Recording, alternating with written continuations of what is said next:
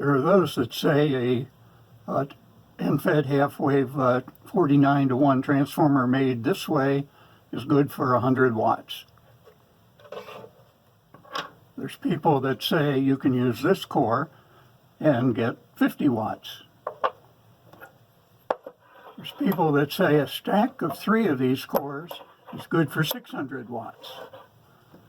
And now there's a guy that claims using this core, it's good for 100 watts. So what's the story? Well, let's stay tuned and we'll find out.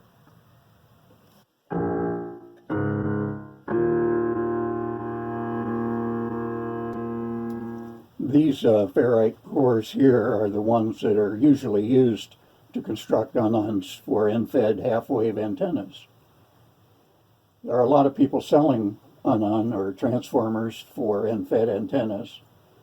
A lot of them have YouTube videos showing them in action and presenting ridiculous claims of power handling capability and of high efficiency. The purpose of this video is to show everyone an easy way to test these claims for themselves. I have shown in 2 of the videos listed in the description that these cores get hot, and when they do, they become very nonlinear and cause the radiation of illegal harmonics. An important parameter to look at for these cores is what they do over a temperature range.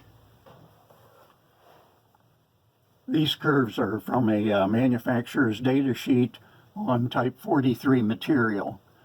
And this top curve here is the permeability versus temperature.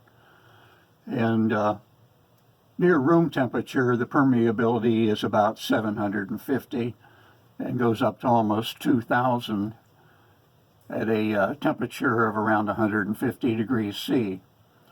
Now this 180 degrees C is the Curie point where the ferrite loses its magnetic properties. So we can see that the basic characteristic of the ferrite, which is its permeability, changes drastically with temperature. So you can't perform tests using a VNA at room temperature and expect any kind of a decent result. So as the permeability increases, you're more likely to drive the core into saturation. And this curve shows the BH curve for the 43 material. And near room temperature, we saturate really bad at 3,500 Gauss. But at 100 degrees C, we're already saturated heavily at 2,500 Gauss. So we can see the saturation point also changes with temperature.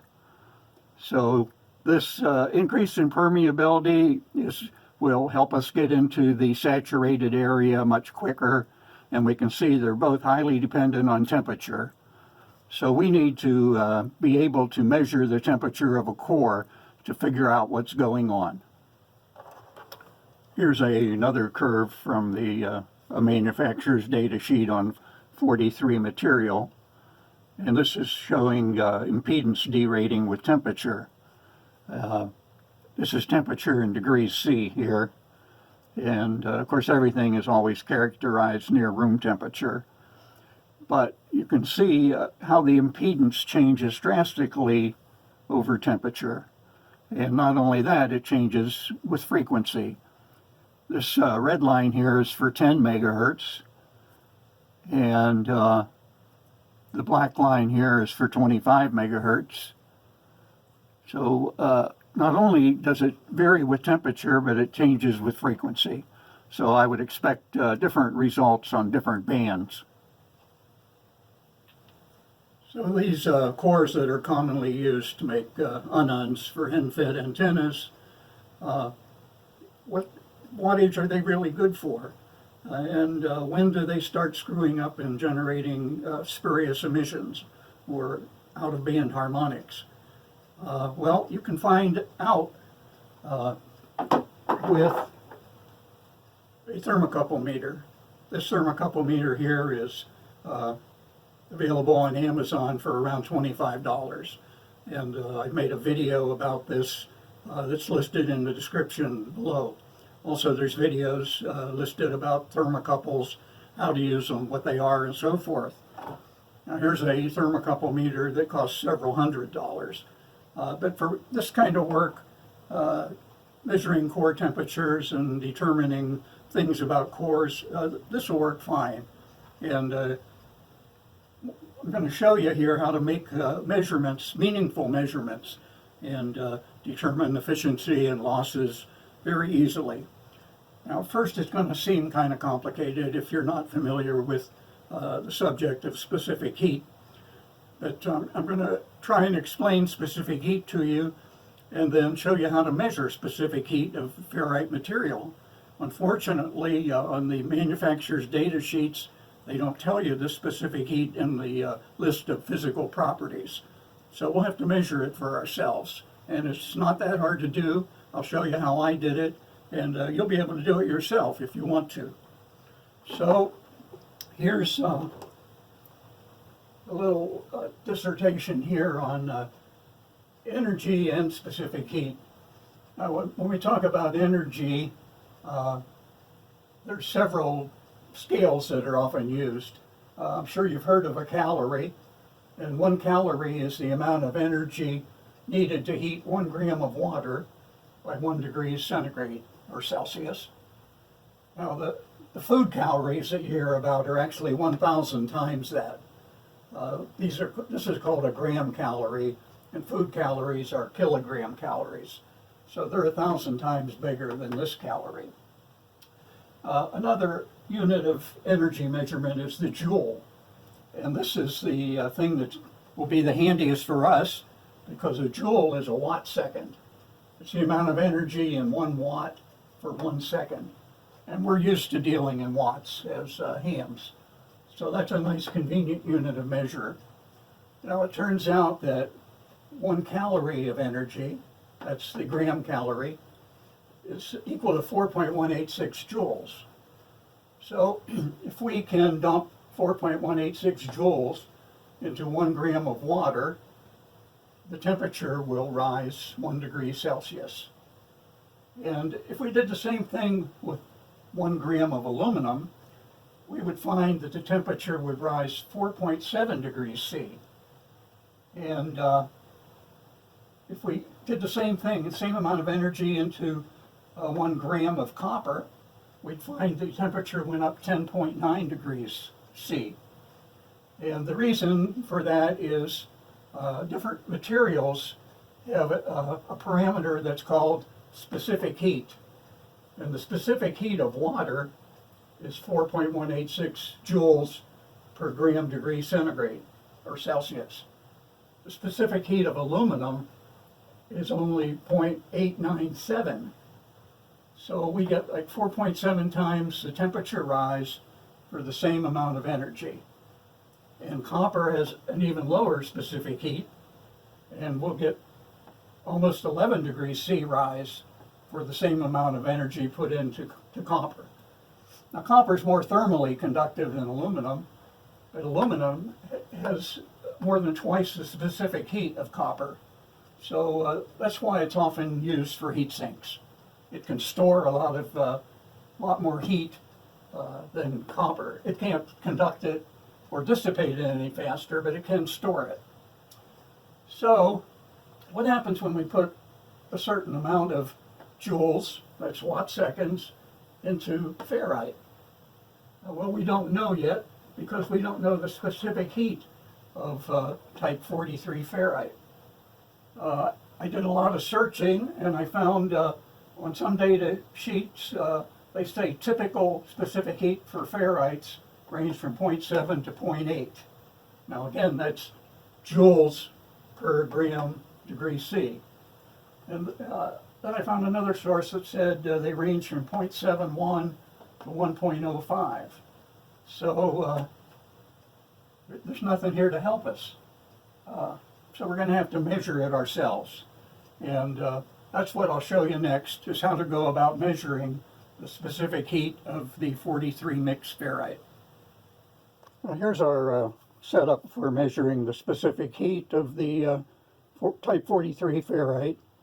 You'll need a scale to weigh things, and in grams, makes things easy. And you'll need a pot that you can make boiling water in. Now here I have 8 little ferrite cores of 43 material. I wanted to use a lot of small ones to get a lot of surface area so that the temperature can increase and decrease evenly. So those are hanging in the water and not touching the bottom of the pan. And the process will be to bring the water to a boil, and then we're going to transfer the ferrite cores to this styrofoam cup, which will have some water in it. At the bottom there you see a thermocouple, which is going to our thermocouple meter here. And I used 30 gauge thermocouple wire, which is very tiny, so as not to sink a lot of heat out of the water. So we're going to put 125 grams of water in the cup, and the process will be when the water is at a rolling boil, we will quickly drop the ferrites here to shake off any loose water, and then we will transfer it to the water in the cup, and we'll record the temperature of the water before we transfer the ferrites and the temperature when it stops rising. And we'll stir the water a little bit to get all the heat from the ferrites into the water. So that's the process for doing this. And then as a check, I have some 6061 alloy aluminum. And we know the specific heat of that. So when we go through this process, we can see how close we come out to that specific heat. So that's the setup, and next I'll show you the results I got. Here's the results for our 6061 alloy aluminum. The published specific heat of that alloy is 0.897. And we had 84.3 grams of the aluminum and 125.1 grams of water. So this column of data applies to the water, and this column of data applies to the aluminum. So we had a mass of 125.1 grams of water. There's the initial and final temperature. That's a delta T, or change of temperature, of 9.6 degrees C. The specific heat of water is 4.186 joules per gram degree C. So the total energy transferred into the water of the cup was 5,027 joules. So now over here, we had 84.3 grams of aluminum, initially at 100 degrees C. The final temperature in the cup was 34.1, so that's a delta T of 65.9 degrees C. So now we can calculate the specific heat, knowing that the joules have to be the same. So the specific heat of the aluminum is 5,027 divided by the 84.3 grams times the temperature change, which was 65.9 degrees C. So we end up with a number of 0.905 joules per gram degree C. And compared to the actual published number, I'd say we're pretty close there. So here's the same data for the ferrite. The 8 pieces were of a Amadon part FT82A-43, and the 8 pieces came to a weight of 98.9 grams. We had 125 grams of water, and the initial temperature was 22.6 degrees, and the final temperature after dumping in the hot ferrites was 31.8, so that's a delta T of 9.2 degrees C, and that's the specific heat of water. So we had a total energy there of 4,814 joules. So over here we had 98.9 grams of ferrite. We started at 100 degrees C. It went down to 31.8 degrees C in our cup of water. That's a delta T 68.2 degrees C. So now we can calculate the specific heat. We know the transfer of energies have to be the same. So the specific heat of our ferrite is 4814 divided by the 98.9 grams times the delta T of 68.2 degrees C. So we end up with a number of 0.714. And from now on, I'm just going to use 0.71 as the number for the specific heat of the type 43 ferrite. So now that we know that, we're in a position to learn a lot of things by looking at the temperature of the ferrite cores. Okay, after all that, we're finally in a position to do some useful calculations. So we now don't have to rely on these typical values here. We now have a number for the specific heat of the 43 ferrite.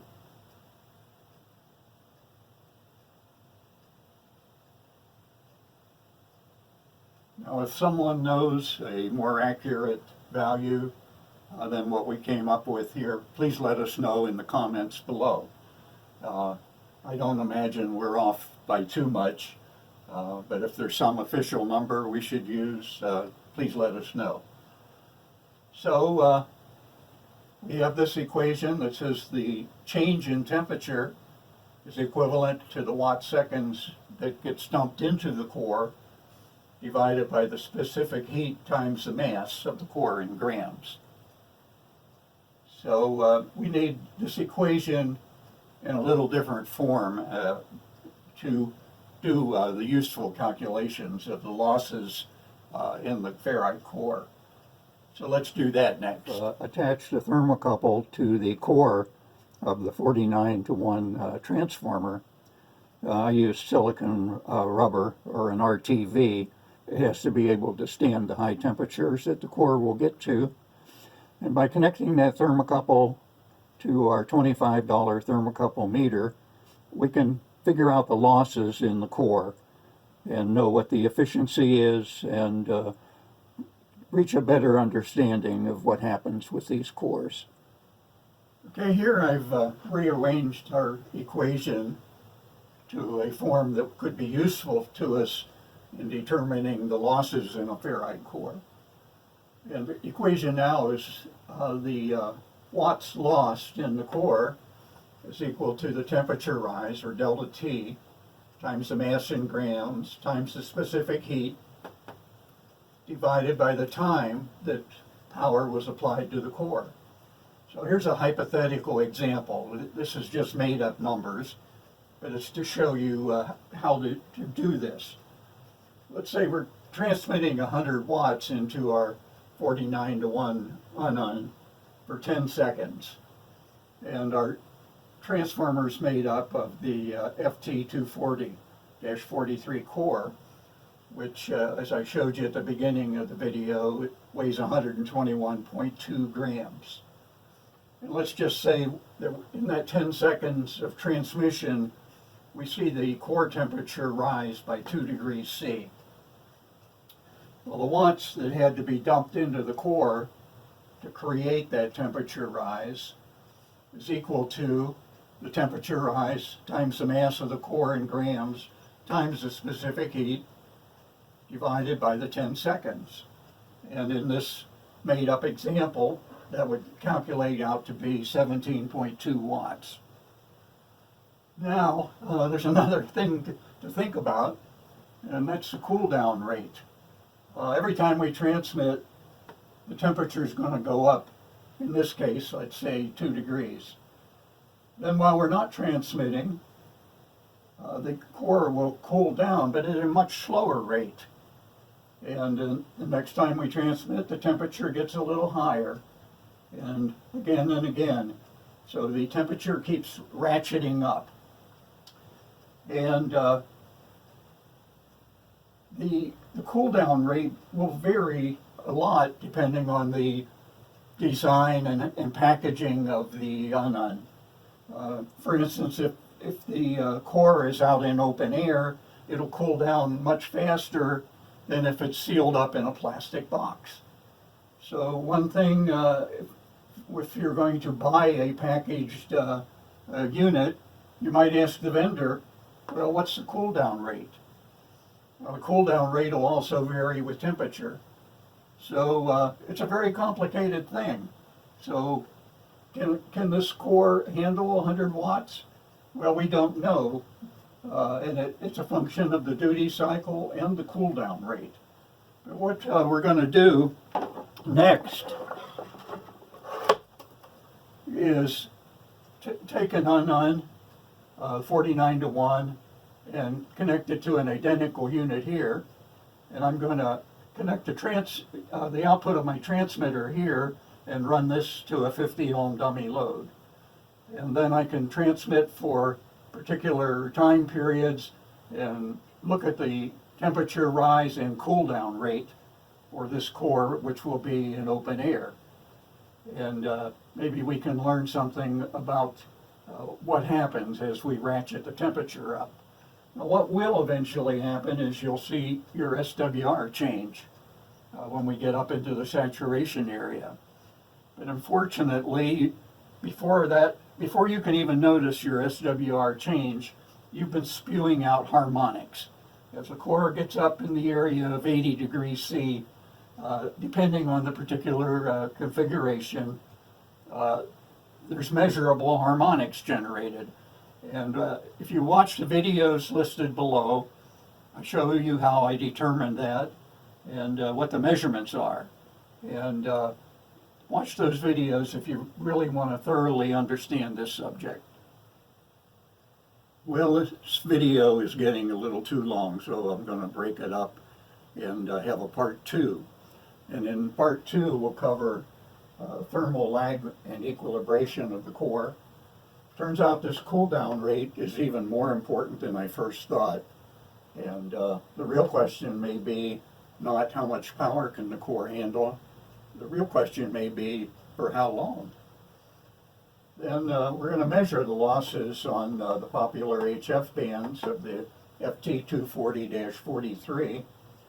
And then we're going to demonstrate the illegal emissions. And then we're going to talk about, does anyone care? We have all these vested interests. We have people selling these ferrite cores both to manufacturers and to people making their own transformers. And then we have people selling pre-made transformers.